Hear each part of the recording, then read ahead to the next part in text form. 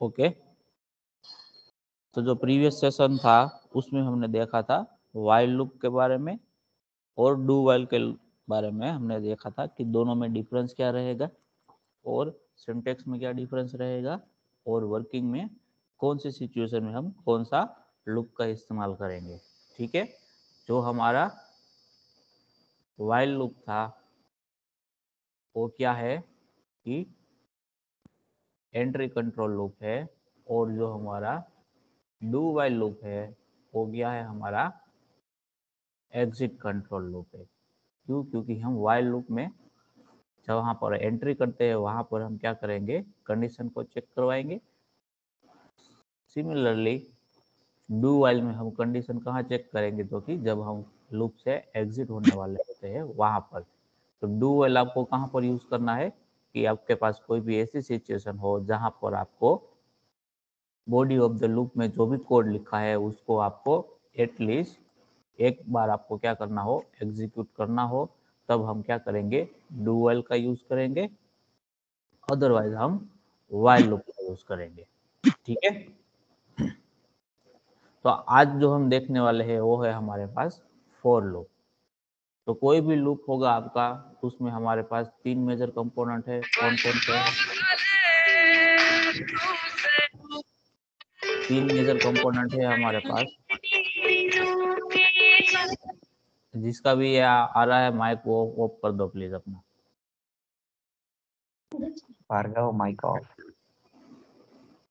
For loop में हम क्या करेंगे, सिमिलरली जो हमारे पास कोई भी लूप है उसमें हम 3 मेजर कंपोनेंट होते हैं। हमारा कौन सा होता है, तो कि आपका जो लूप कंट्रोलिंग वेरिएबल है उसका वैल्यू का इनिशियलाइजेशन। ठीक है, दूसरा क्या है आपके पास, एग्जिट कंडीशन कौन सा है वो आपको पता होना चाहिए, और तीसरा आपको इंक्रीमेंट करना है या फिर डिक्रीमेंट करना है।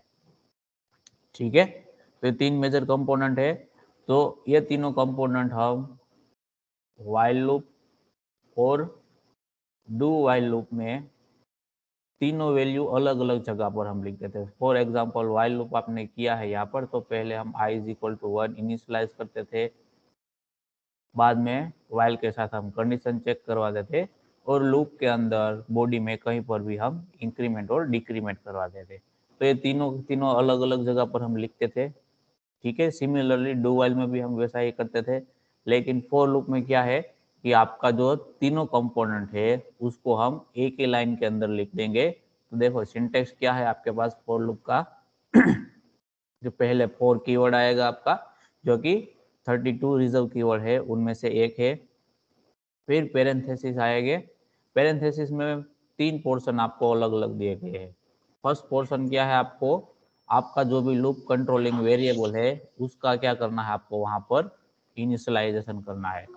लूप कंट्रोलिंग वेरिएबल की वैल्यू आपको यहाँ पर इनिशियलाइज करनी है। ठीक है, सेम एज अगर मैं वाइल लूप के साथ उसका कंपैरिजन करूँ, तो यहाँ पर i इज इक्वल टू 1 हमने इनिशियलाइज किया था, तो यहाँ पर भी मैं क्या लिखूंगा, i इज इक्वल टू 1। उसके बाद दो कंपोनेंट को सेपरेट करने के लिए यहाँ पर क्या लिखा है हमने, सेमीकोलन लिखा है। जैसे कि हम यहाँ पर वाइल लूप में क्या लिखते थे, वाइल लूप वाले प्रोग्राम में सेमीकोलन वहां पर लिखते थे और यहाँ पर लिखते थे। ठीक है, तो यहाँ पर हम सेमीकोलन लगाएंगे। उसके बाद टेस्ट कंडीशन, मतलब आपका जो एग्जिट कंडीशन रहता है कि लूप में से आपको एग्जिट कब करना है, वो वाला कंडीशन यहाँ पर लिखना है आपको। जब तक ये कंडीशन आपका ट्रू होगा तब तक लूप क्या करेगा, आपका एग्जीक्यूट होता रहेगा। जैसे ही कंडीशन फॉल्स होगा आप लूप से कहाँ चले जाओगे, बाहर चले जाओगे, और उसके बाद जो भी नेक्स्ट स्टेटमेंट होगा वो आपका एग्जीक्यूट होना स्टार्ट हो जाएगा आपके प्रोग्राम में। तो दूसरा क्या है हमारे पास, यहाँ पर कंडीशन है। फॉर एग्जाम्पल ये प्रोग्राम हम बना रहे हैं कि 1 से 9 नंबर को प्रिंट करने के लिए, तो कंडीशन क्या रहेगा हमारा यहाँ पर, i लेस देन 10। दो पर्सन हो गए, पहला इनिशियलाइजेशन, दूसरा एग्जिट कंडीशन, और तीसरा पर्सन है इंक्रीमेंट या फिर डिक्रीमेंट। आप जो भी करना चाहते हो वो यहाँ पर थर्ड पर्सन में लिखना है। तो हम यहाँ पर क्या करेंगे, तो हमारे 1 से के बाद का नेक्स्ट नंबर मिलेगा, तो कि हमें यहाँ पर इंक्रीमेंट करने की रिक्वायरमेंट, तो हम यहाँ पर क्या लिख देंगे i प्लस प्लस। तो फॉर लूप आप कुछ इस तरीके से लिखोगे कि i is equal to 1, i less than 10 and i plus plus. उसके बाद में बॉडी ऑफ द लूप आप यहाँ पर जो भी लिखते थे टास्क करने को, वो टास्क आपका यहाँ पर लिखना है। फॉर एग्जांपल हमें प्रिंट करना है, तो यहाँ पर हम क्या लिखेंगे कि प्रिंट एफ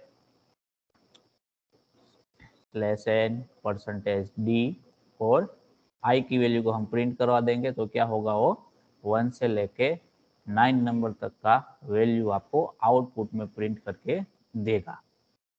समझ में आ रहा है सबको? Yes sir.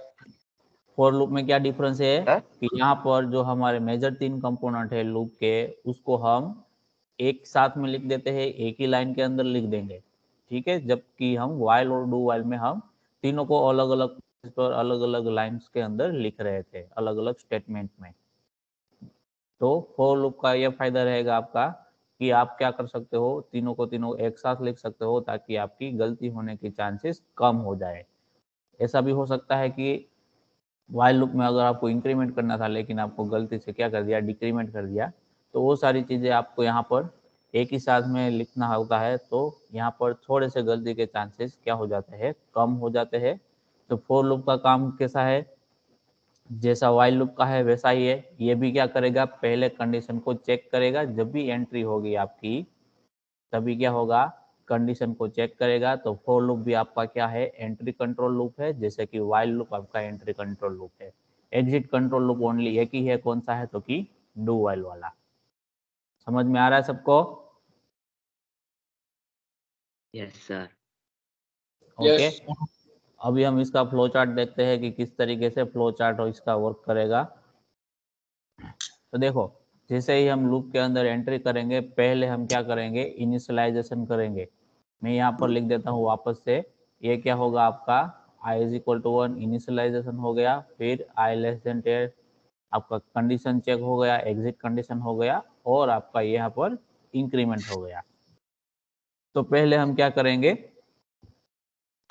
जैसे ही ये फोर वाला स्टेटमेंट आपका कंप्यूटर का कंपाइलर एग्जीक्यूट करेगा, पहले वो फोर रीड करेगा, तो उसको मालूम हो जाएगा कि यहाँ पर जो भी कंटेंट लिखा है आगे का, उसको मुझे फोर लूप के जो भी रूल है उसके हिसाब से रीड करना है, ठीक है।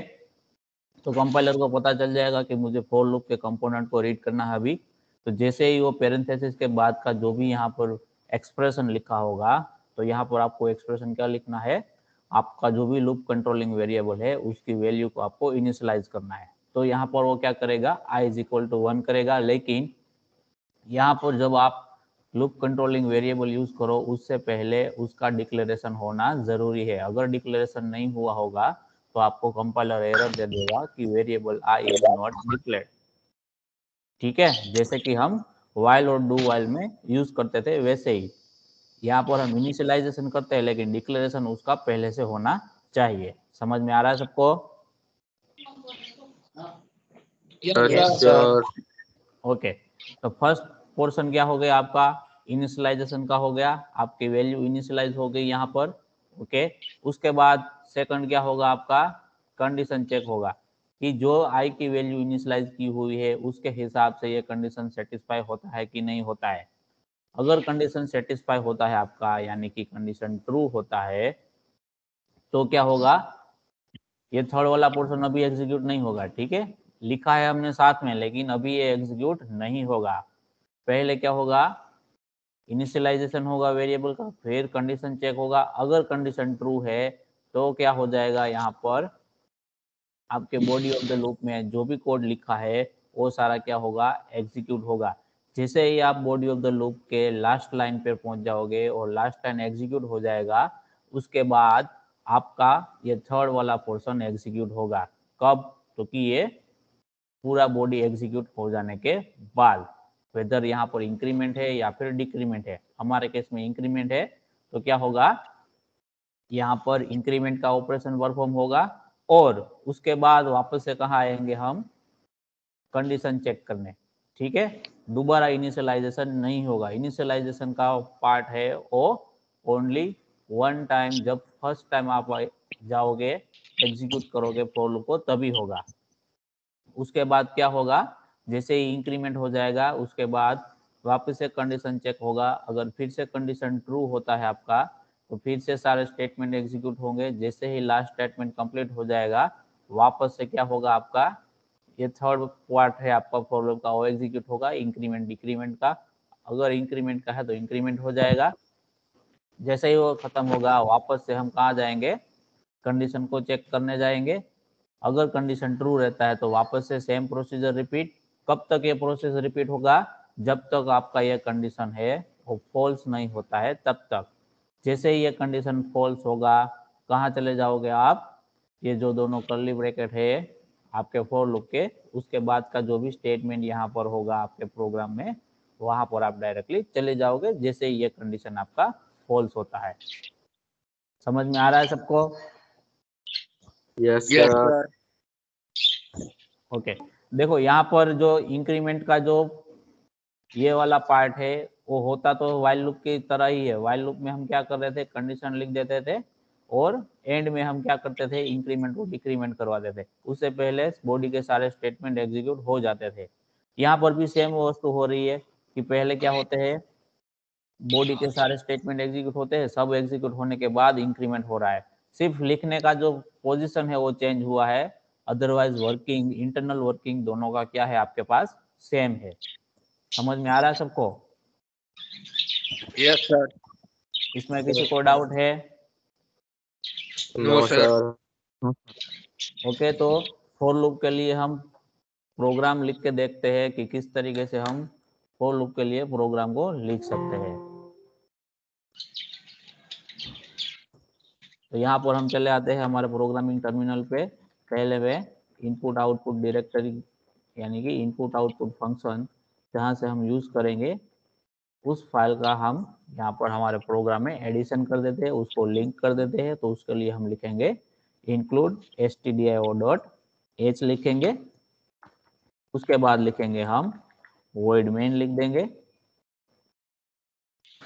ठीक है, मेन फंक्शन हमने यहाँ पर लिख दिया है। अब हमें क्या करना है कि कोई एक वेरिएबल है, फॉर एग्जांपल इंटीजर आई है, उसको डिक्लेयर कर देना है। अब हमें फॉर लूप के जरिए हम यहाँ पर क्या टास्क करेंगे कि 1 से 9 नंबर तक का वैल्यू को हम प्रिंट करवाएंगे। ठीक है, तो उसके लिए हम क्या लिखेंगे, फॉर लिख देंगे। फॉर लूप में फर्स्ट पार्ट क्या है आपका, कि आपका जो भी वेरिएबल है लूप कंट्रोलिंग वेरिएबल, उसका आपको क्या करना है, इनिशियलाइजेशन करना है। फॉर एग्जांपल मैं यहाँ पर i इज इक्वल टू 1 से क्या करता हूँ, उसका इनिशियलाइजेशन करता हूँ। उसके बाद मुझे क्या लगाना है, सेमीकोलन।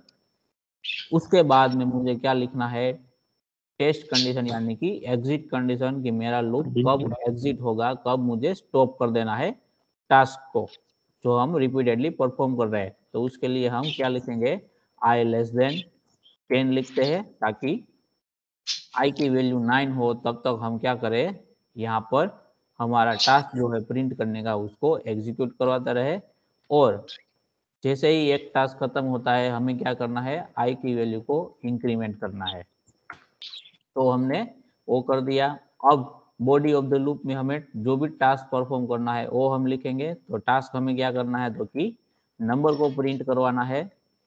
कौन से नंबर को प्रिंट करवाना है, तो कि i वेरिएबल के अंदर जो भी नंबर है उसको हम प्रिंट करवाना चाहते हैं। तो यहाँ पर हम लिख देते हैं printf%d(i), तो वो प्रिंट हो जाएगा।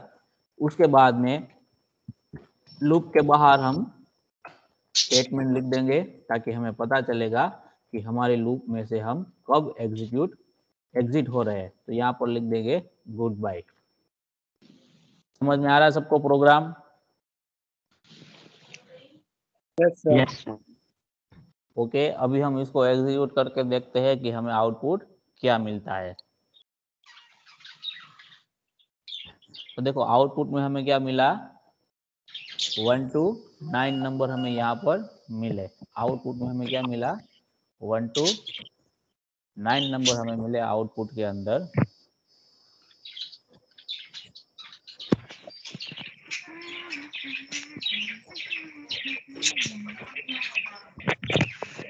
ये किसके माइक से आवाज आ रही है इतनी?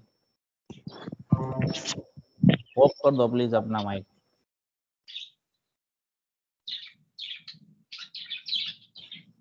तो अगर आपको इसी प्रोग्राम में 9 to 1 नंबर प्रिंट करना होगा तो कहां पर चेंज करना होगा, कोई बता सकता है?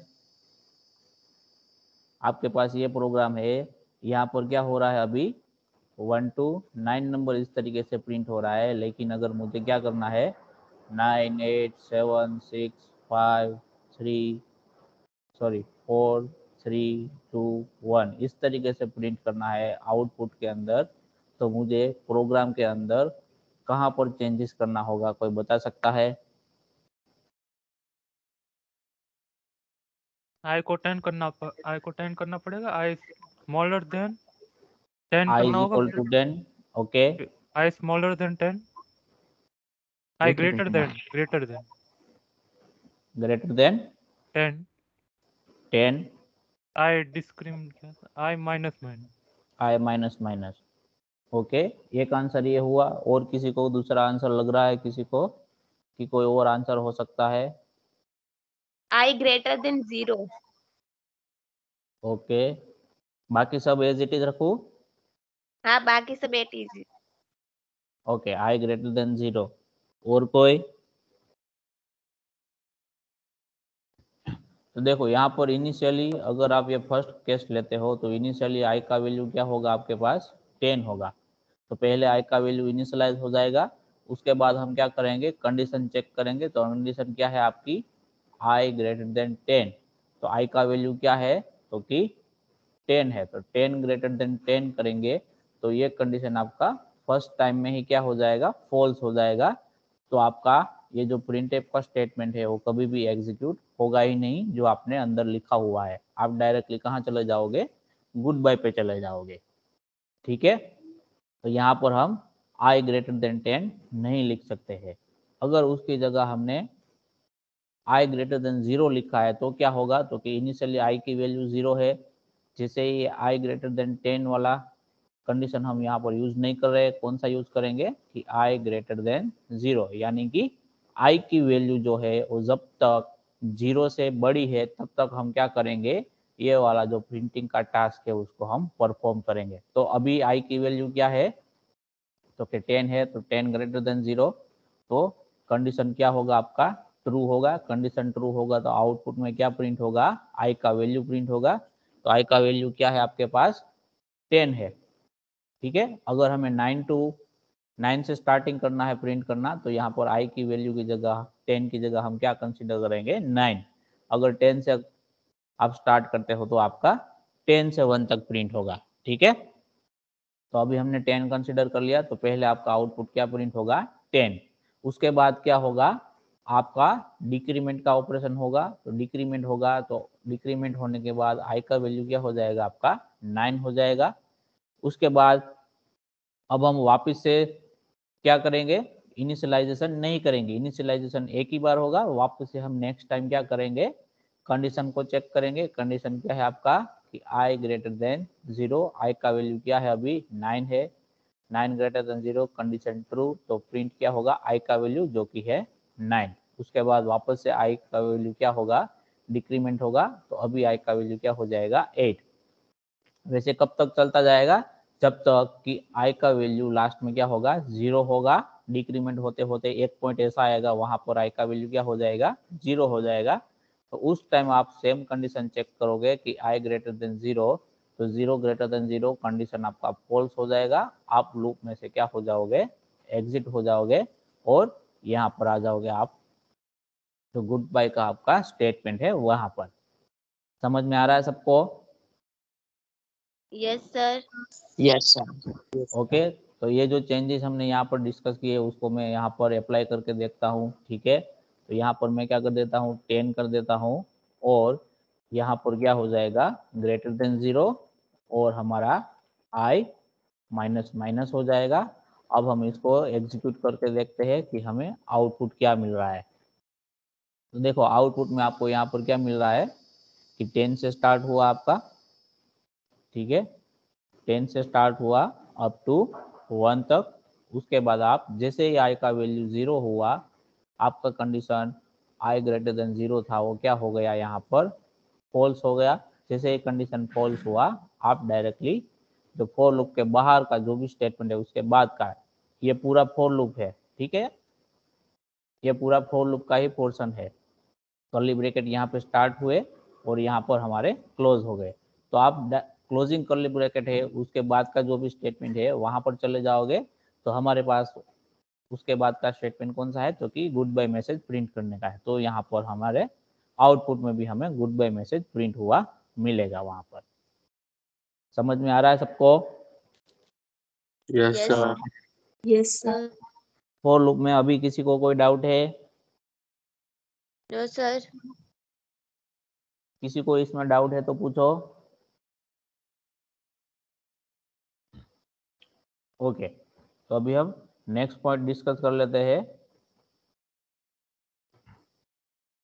इससे पहले का जो हमारा यूनिट था तभी मैंने आपको बताया था कि हमारे पास एक ब्रेक कीवर्ड था या फिर ब्रेक स्टेटमेंट था।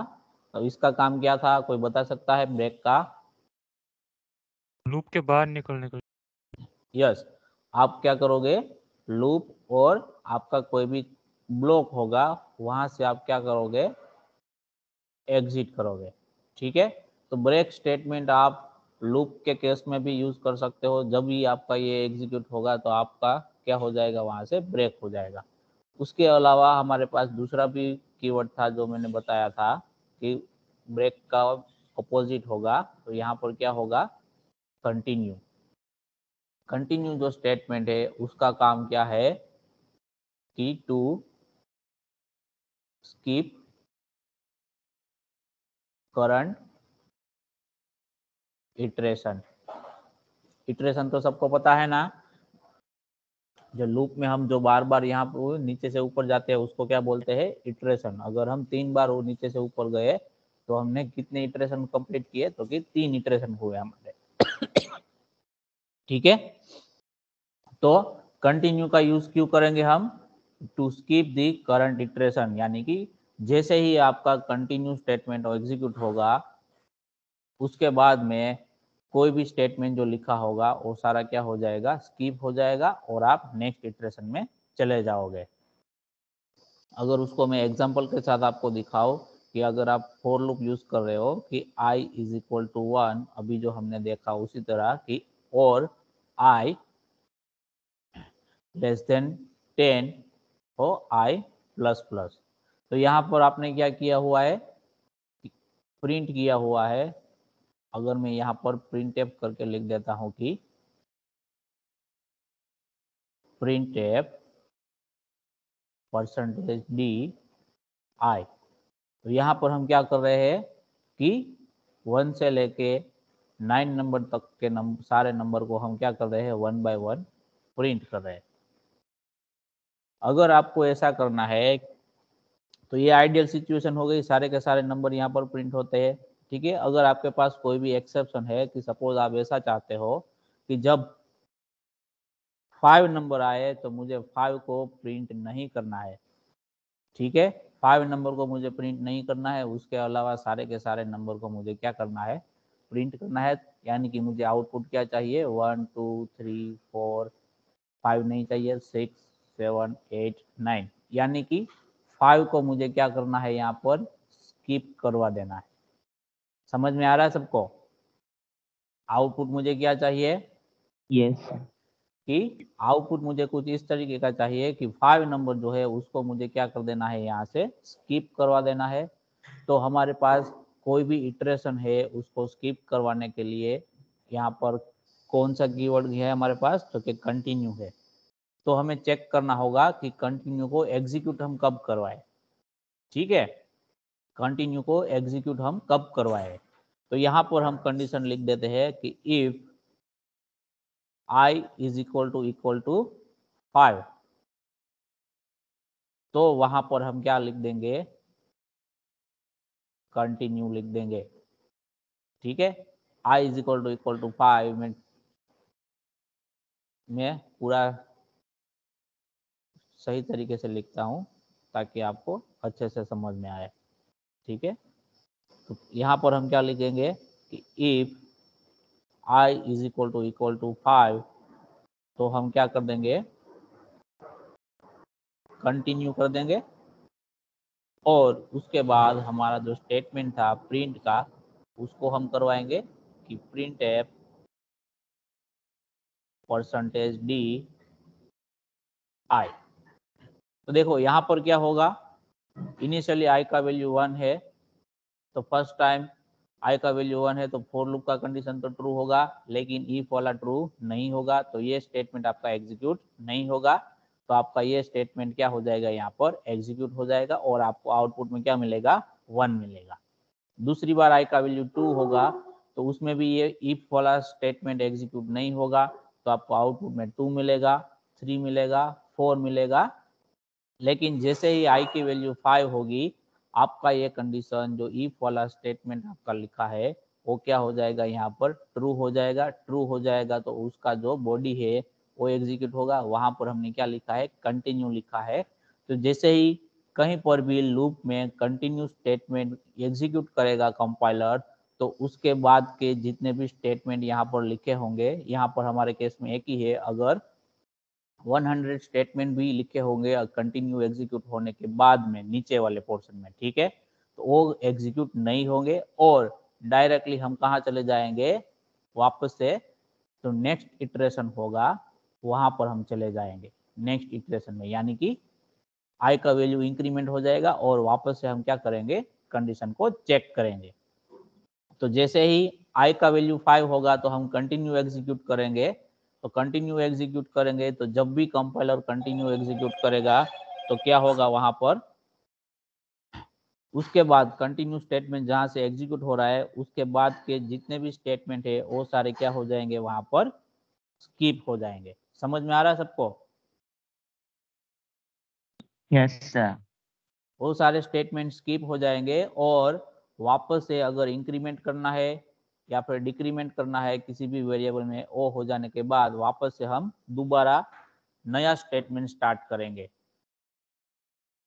ठीक है, सॉरी, नया इटरेशन स्टार्ट करेंगे। वापस से हम क्या करेंगे, नया इटरेशन स्टार्ट करेंगे, जो भी आता है वो। तो i की वैल्यू क्या हो जाएगी, इंक्रीमेंट होके 6 हो जाएगी और वापस से कंडीशन चेक करेंगे और वापस से ये पूरा का पूरा जो बॉडी ऑफ द लूप है वो एग्जीक्यूट होगा। तो इस तरीके से जब i = 5 होगा तो हम हमारा प्रिंट का टास्क क्या कर रहे हैं, यहाँ पर स्किप कर रहे हैं।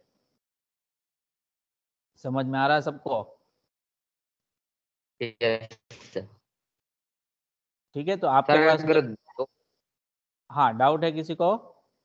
सर अगर 2 प्रिंट करने हो तो लॉजिकल है, 2 प्रिंट ना करवाने हो तो लॉजिकल एंड यूज कर सकते हैं ना।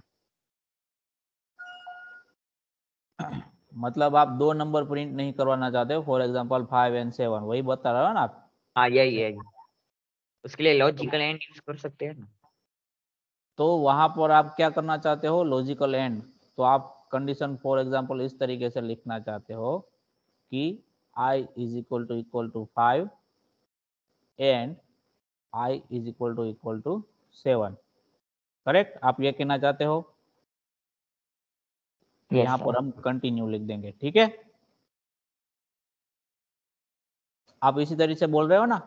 यस तो ये केस में हम ऐसा नहीं कर सकते। तो इस केस अगर इस तरह की कंडीशन आप लिखोगे तो क्या होगा, 5 भी आपका वहां पर प्रिंट होगा। क्यों, मैं आपको बता देता हूँ। क्योंकि आपने लॉजिकल एंड यूज किया है। लॉजिकल एंड कब आपका ट्रू होगा, कि जब उसके दोनों कंडीशन ट्रू होंगे तभी। ठीक है, ये चीज आपको खास ध्यान में रखनी है।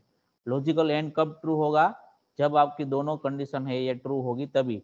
तो एट अ टाइम i की वैल्यू आइदर 5 होगी या फिर 7 होगी, दोनों तो हो ही नहीं सकती है, क्योंकि हमारा वेरिएबल एक ही है। उसमें उसके अंदर हम एट अ टाइम कोई भी एक ही वैल्यू को स्टोर करवा पाएंगे, आइदर 5 और 7। तो दोनों में से कोई भी एक ही कंडीशन ट्रू होगा ऑलवेज। तो दोनों में से कोई भी एक कंडीशन फॉल्स होगा, तो आपका लॉजिकल एंड का आंसर ऑलवेज क्या आएगा, फॉल्स आएगा। तो आप कंटिन्यू स्टेटमेंट आपका कभी भी एग्जीक्यूट होगा ही नहीं। अगर आप ऐसा करना चाहते हो कि दोनों में से कोई भी एक कंडीशन आपका ट्रू हो, ठीक है, तब आपका ये statement body of the loop execute हो, तो आपको क्या यूज करना है, लॉजिकल एंड की जगह लॉजिकल और का इस्तेमाल करना है। लॉजिकल और का फंक्शनलिटी क्या है कि दोनों में से कोई भी एक ट्रू है तो उसका आंसर क्या मिलेगा, ट्रू मिलेगा। अगर दोनों फॉल्स है तभी ये फॉल्स देगा, अदरवाइज सारे केस के अंदर वो क्या देगा, आपको आंसर ट्रू देगा। तो हमें तो वही चाहिए कि दोनों में से कोई भी हो, दोनों स्किप करने हैं तो एट ए टाइम दोनों में से कोई एक ही आपका एक ट्रू होगा, ठीक है। अगर आई की वैल्यू 5 है तो ये ट्रू होगा, ये फॉल्स होगा। लेकिन आपने लॉजिकल और यूज किया है तो इसका पूरा आंसर क्या आएगा, आपका ट्रू में आएगा और आपका कंटिन्यू स्टेटमेंट वहां पर एग्जीक्यूट होगा। तो 5 भी स्किप होगा। जैसे ही आई की वैल्यू 7 होगी तो ये वाला ट्रू होगा और ये वाला फॉल्स होगा, तो भी उसका आंसर क्या मिलेगा, हमें ट्रू मिलेगा। तो वहां पर भी आपका कंटिन्यू एग्जीक्यूट होगा और वो भी क्या हो जाएगा, वहां पर स्किप हो जाएगा। समझ में आ रहा है सबको?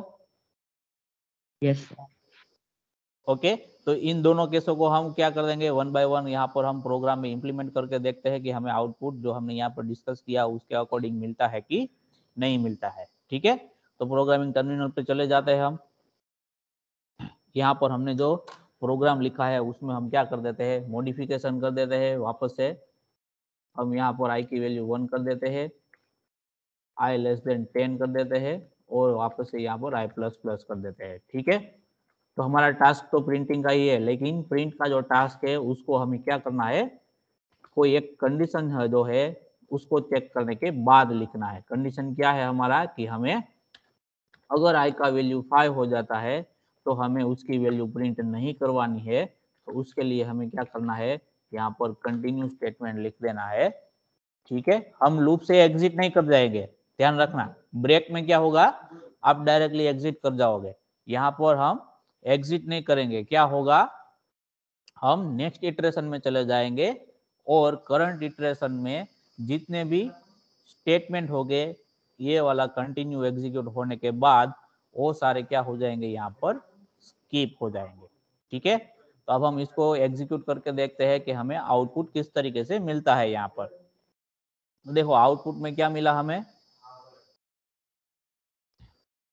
1 2 3 4, उसके बाद 5 हमारा स्किप हो गया। देखो 5 स्किप हो गया, कैसे हुआ, जैसे ही कंटिन्यू एग्जीक्यूट हुआ उसके बाद का जितना भी कोड था फॉर लूप की बॉडी में वो सारा क्या हो गया, यहाँ पर स्किप हो गया और वापस से हम नेक्स्ट इटरेशन में चले गए, यानी कि आई की वैल्यू वहां पर क्या हो गई, 6 हो गई।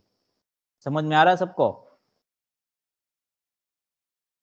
यस सर अब हम देखते हैं कि अगर आई की वैल्यू 7 भी है और 5 है, दोनों में से कोई भी है तो हमें दोनों वैल्यू प्रिंट नहीं करवानी है। तो उसके लिए हम क्या करेंगे, हमारा जो इफ कंडीशन था यहाँ पर उसके अंदर चेंज करेंगे। यहाँ पर हम क्या यूज करेंगे, लॉजिकल और का इस्तेमाल करेंगे। तो 2 पैरेलल लाइन लिखेंगे जो लॉजिकल और का सिंबल है और यहाँ पर हम दूसरा कंडीशन लिख देंगे कि आई इज इक्वल टू 7। तो दोनों में से अगर कोई भी एक वैल्यू होगी तो वो क्या हो जाएगा, कंडीशन ट्रू हो जाएगा और आपका कंटिन्यू स्टेटमेंट एग्जीक्यूट होगा और वापस से आप कहाँ चले जाओगे, नेक्स्ट इटरेशन में।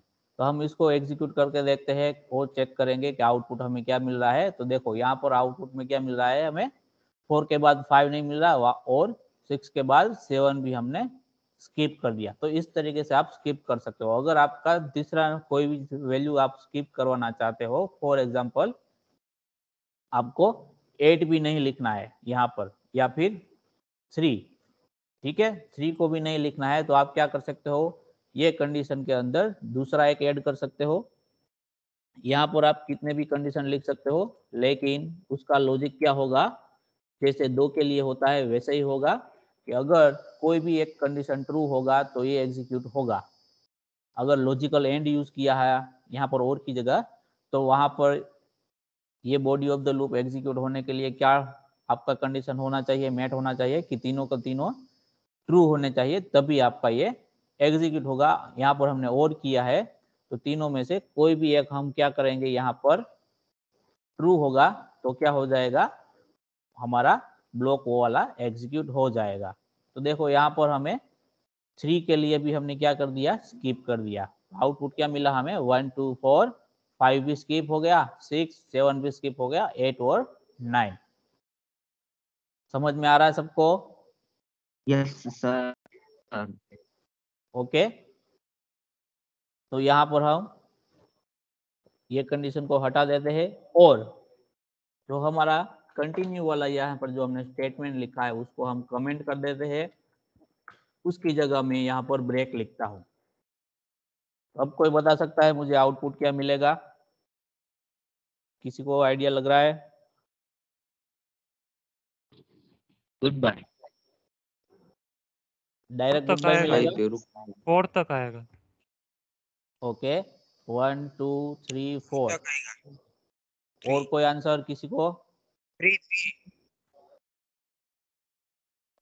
5 आवाज तक। नहीं आ रही आपकी ठीक से, वापस रिपीट करो। कोई बोल रहा था कुछ अभी? 3 सर, 3। 1 2 3 आएगा? Yes sir. ओके, ठीक है, अभी हम इसको एग्जीक्यूट करके देखते हैं। ठीक है, मैं एग्जीक्यूट कर रहा हूँ। तो आंसर हमें क्या मिला? ओके, 1 2 3 4 तक हमें आंसर मिला। क्यों 4 तक मिला? अभी हम उसको डिस्कस करते हैं कि इनिशियली आई का वैल्यू क्या है, हमने क्या इनिशियलाइज किया, तो कि 1 से किया है और हमारा कंडीशन क्या है कि आई लेस देन 10। वो तो सही है, लेकिन इनसाइड में हमने क्या किया है, कंडीशन चेक किया है कि जैसे ही i इज इक्वल टू 5 यानी कि i का वैल्यू 5 होगा, हमें क्या एग्जीक्यूट करवाना है, वहां पर ब्रेक का स्टेटमेंट एग्जीक्यूट करवाना है। और जैसे ही ब्रेक कंपाइलर एग्जीक्यूट करेगा वो क्या हो जाएगा, वहां से जो आपका फॉर लूप है वहां से एग्जिट हो जाएगा। कोई भी लूप है वहां से वो क्या कर देगा, डायरेक्टली एग्जिट कर देगा और नेक्स्ट स्टेटमेंट जो भी होगा वो आपका एग्जीक्यूट होना स्टार्ट हो जाएगा। तो यहाँ पर i का वैल्यू 1 होगा तो ये i इक्वल टू 5 क्या हो जाएगा, क्लोज आपका फॉल्स होगा। तो आपका ब्रेक स्टेटमेंट भी एग्जीक्यूट नहीं होगा और आपका आउटपुट में i का वैल्यू प्रिंट होगा। उसके बाद i का वैल्यू 2 हो जाएगा। जैसे ही i का वैल्यू 2 होगा वापस से क्या होगा, ये कंडीशन आपका फॉल्स होगा, ब्रेक एग्जीक्यूट नहीं होगा और आपको आउटपुट में 2 मिलेगा। फिर i का वैल्यू 3 होगा, वापस से ये कंडीशन चेक करेगा तो कंडीशन आपका ये नहीं होगा, ट्रू, वो भी फॉल्स हो जाएगा। उसके बाद ब्रेक वाला भी एग्जीक्यूट नहीं होगा और आपको आउटपुट में 3 मिलेगा। जैसे ये i का वैल्यू 4 होगा, ये कंडीशन चेक होगा और वापस से ये कंडीशन क्या हो जाएगा, फॉल्स हो जाएगा, तो ब्रेक एग्जीक्यूट नहीं होगा और आपको आउटपुट में 4 मिलेगा। उसके बाद i का वैल्यू 5 होगा, जैसे ही i का वैल्यू 5 होगा तो ये कंडीशन आपका क्या हो जाएगा, ट्रू हो जाएगा। ट्रू होगा तो आपका ब्रेक का स्टेटमेंट जो है वो क्या हो जाएगा, वहां पर एग्जीक्यूट हो जाएगा। जैसे ही ब्रेक एग्जीक्यूट होगा हम कहाँ जंप कर जाएंगे, आउट ऑफ द लूप। तो ये प्रिंट वाला स्टेटमेंट तब एग्जीक्यूट नहीं होगा क्योंकि हम यहाँ से ही यहाँ लूप के बाहर जंप कर जाएंगे। तो उसके बाद का स्टेटमेंट होगा वो जो लास्ट इटरेशन होगा जहां पर आपका कंडीशन ट्रू हुआ होगा वहां पर एग्जीक्यूट नहीं होगा। अगर हम कंटिन्यू का यूज कर रहे हैं तो कंटिन्यू में भी क्या होता है, उसके बाद का जो भी कोड होता है वो क्या हो जाता है, स्किप हो जाता है, जैसे कि ब्रेक में। लेकिन डिफरेंस क्या है, ब्रेक में हम लूप में से एग्जिट कर जाते हैं, कंटिन्यू में हम लूप में से एग्जिट नहीं करते हैं, हम करंट इटरेशन से एग्जिट करते हैं और नेक्स्ट इटरेशन में वापस चले जाते हैं। तो ये दोनों के बीच का डिफरेंस है। कभी कभी आपको इंटरव्यू में ये क्वेश्चन पूछा जाता है कि ब्रेक और कंटिन्यू में क्या डिफरेंस है। दोनों में आपका जो स्टेटमेंट एग्जीक्यूट होने के बाद का जो पोर्शन है वो तो स्किप होता ही है, ब्रेक में भी हो जाता है और कंटिन्यू में भी हो जाता है। तो डिफरेंस क्या है कि जब आप ब्रेक एग्जीक्यूट करोगे तो आप टोटल कंप्लीट लूप से क्या हो जाओगे, एग्जिट हो जाओगे। और कंटिन्यू वाले केस में क्या होगा, करंट इटरेशन जो भी होगा उसमें आप क्या करोगे, एग्जिट हो गए यानी कि स्किप हो जाओगे और आप नेक्स्ट इटरेशन में चले जाओगे। समझ में आ रहा है सबको डिफरेंस दोनों के बीच का? इसमें किसी को कोई भी डाउट है तो पूछो अभी। No sir. सबको समझ में आ गया? हेलो, हाँ बोलो, डाउट है पूछो।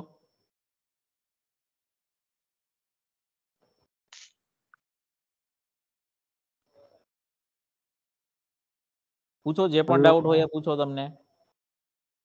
સર આપણે આ બ્રેક નું પોર્શન રન કર્યું એમાં તમે ઉપર ડબલ સ્લેશ કરીને કન્ટિન્યુ લખ્યું છે, તો ઈ નો લખી તો ચાલે બ્રેક યુઝ કરવું હોય ત્યારે? હા હા, એ આપણે ડબલ સ્લેશ નો યુઝ શા માટે કરીએ છીએ? આને શું કહેવાય ખબર છે તમને? इसको हम क्या बोलते हैं? कमेंट बोलते हैं। ठीक है, स्टार्टिंग में मैंने बताया था, जब कभी भी आप कोई भी स्टेटमेंट होगा उसके आगे इस तरीके से 2 स्लैश लगा दोगे तो कंपाइलर वो पर्टिकुलर जो स्टेटमेंट होगा उसको एग्जीक्यूट नहीं करेगा। ठीक है, तो यहाँ पर हमने कंटिन्यू यहाँ पर क्या कर दिया है? डबल स्लैश लगा दिया है, तो ये एग्जीक्यूट नहीं हो रहा है आपके प्रोग्राम में, तो आप नहीं लिखा है ऐसा ही समझो। डिसेबल ठीक है, हाँ डिसेबल हाँ डिसेबल हो गया ऐसा भी आप बोल सकते हो। तो जब कभी भी आपके कोई भी स्टेटमेंट के आगे इस तरीके के 2 स्लैश होंगे यानी कि कमेंट किए होंगे, तो वो स्टेटमेंट कंपाइलर जब आपका प्रोग्राम एग्जीक्यूट करेगा तभी वो स्टेटमेंट आपका कंसीडर नहीं होगा। ठीक है, उसको वो छोड़ देगा और उसके अलावा जो भी स्टेटमेंट होंगे उसको वो एग्जीक्यूट करेगा। समझ में आ रहा है सबको? Yes sir. किसी को और डाउट है कोई भी तो पूछो अभी। सर कंटिन्यू कीवर्ड के आगे कुछ प्रिंट करवाना हो तो? सॉरी, रिपीट करो।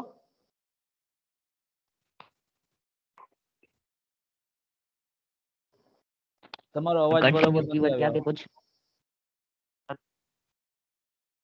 कंटिन्यू कीवर्ड के आगे कुछ प्रिंट करवाना हो तो करवा सकते हैं ना?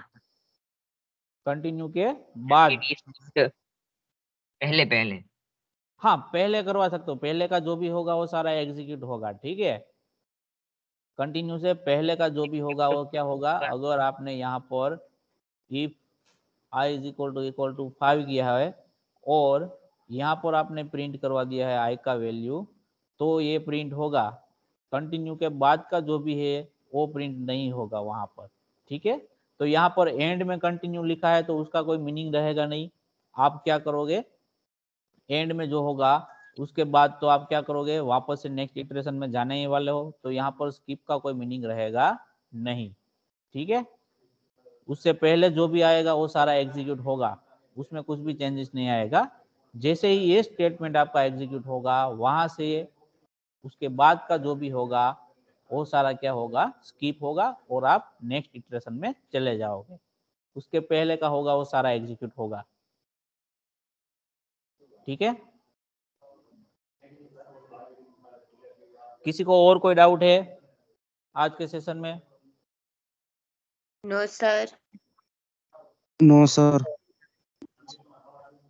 ओके, तो आज का सेशन हम यहाँ तक रखते हैं। जो लास्ट सेशन में हमने लैब के बारे में डिस्कस किया था उसमें सब